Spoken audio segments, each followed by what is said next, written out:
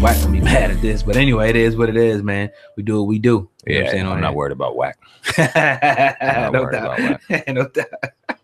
Or anybody else. We work over here. I work out 7 days a week, ready for any situation that needs to come around. We're all good. We're definitely, man. But you tuned into the Uncensored Truth podcast with your brother Oh God and SamAnt. Going in today on this Thursday night. Now, everybody on YouTube, you already know what to do. Hit that like button and make sure that you share this video. SamAnt, you were telling me earlier about Lil Wayne apparently suing a former lawyer of his for $20 million. Well, speaking of that damn devil, Cash Money owned Lil Wayne. He's suing his former attorney, Ronald Sweeney, for allegedly taking $20 million while he represented Lil Wayne. Sweeney served as Lil Wayne's lawyer from 2005 through September 2018 and charged him 10% for every deal he closed, well beyond the industry standard of 5%, Wayne claims. Now, in addition to charging Wayne for his services, Sweeney allegedly tried to squeeze out more cash by seeking an additional 10% for all profits netted by his Young Money label. What else we got here? Now, Sweeney managed to pull even more funds out of Wayne by enlisting the help of another law firm for an ongoing legal battle with Birdman and Cash Money Records, as well as Universal's music group. The firm allegedly took 23% from the settlement with Cash Money and 15% from the latter settlement. Those percentages were added up onto the 10% Sweeney has already expected. Initial reports indicated that Universal cut a check for well over $10 million, but that amount has never been confirmed. A portion of the information released today is true. A settlement has been reached, but the dollar amount being disclosed is false. Karen Civil wrote. What is your thoughts on that? Hey, go for Weezy, man. Go back and get all your shit. That's crazy, man. Another example, man.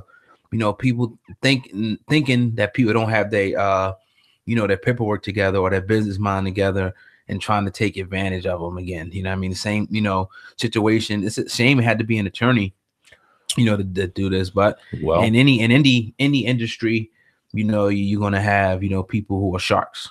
Like we talk about a lot off camera. A lot of the things that we say is the most important moves you make when you get into this industry is your lawyer and your publicist.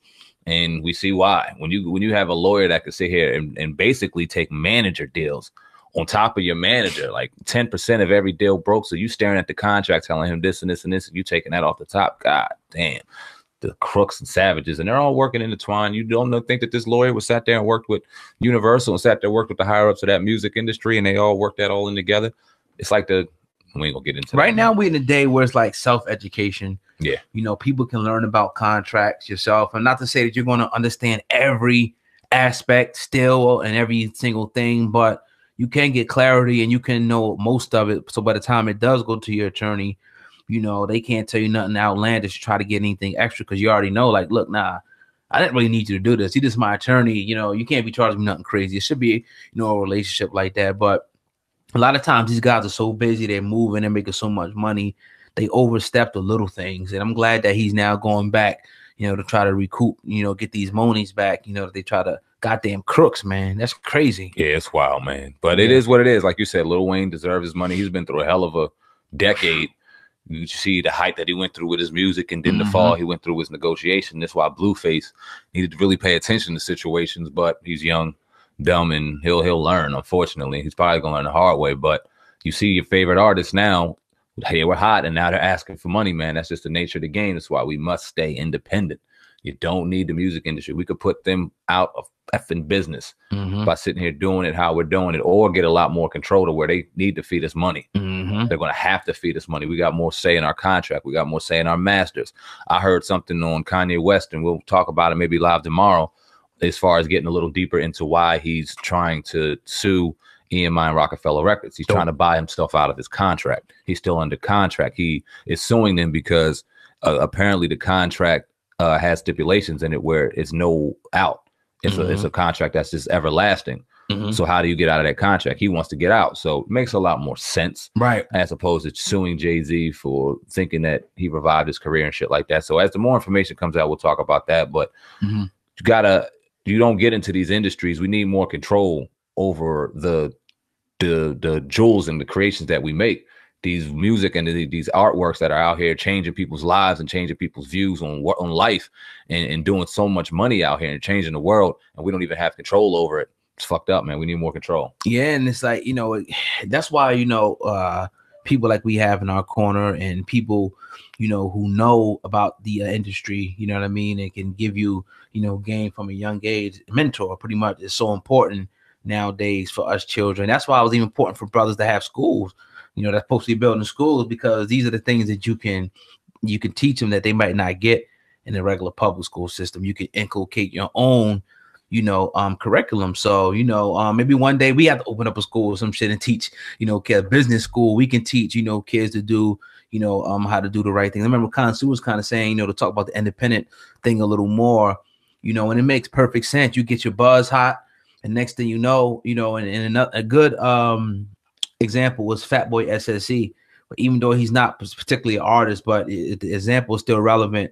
You get your buzz hot on the internet, and now people, you know, let's say New York, you know, LA, Texas, all the big cities, you go to the little clubs, you get the bags, and it continues to us worldwide, to us international, and you keep all that money in-house. All your production, everything that you do, you get the money off the top. You let YouTube pay you, let Instagram pay you. You charge people to market your, you know, on your page and stuff like that. That way, you know, you don't get, you know, tied up.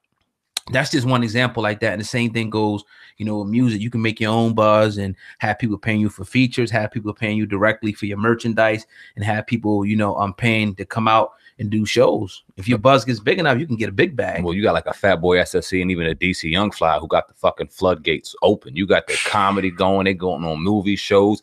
Both of them got albums out. DC Young Fly sings. Motherfuckers didn't know that. He got an R&B album out. Fatboy rapping. The floodgates open up. You could do whatever you want. And this is what we're doing. We're opening the floodgates to do whatever we want. This is the beauty of the game.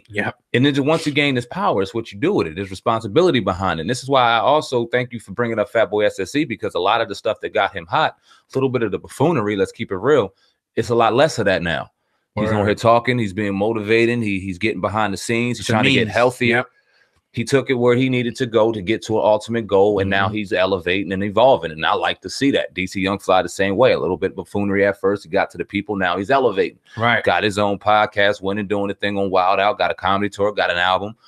Got to applaud brothers like that. I don't even see that guy. I don't barely even see any of his videos anymore. It's crazy. Fatboy winning. He winning, and you know, shout out to him. You know, Jersey, and I like that blueprint. It's a lot of people, even us, you know, taking the blueprint of straight up independence, you know, doing it our way and bringing people on for the ride, building our own team, you know, for that we may, you know, take over in our prospective industry. So, you know, you can do it.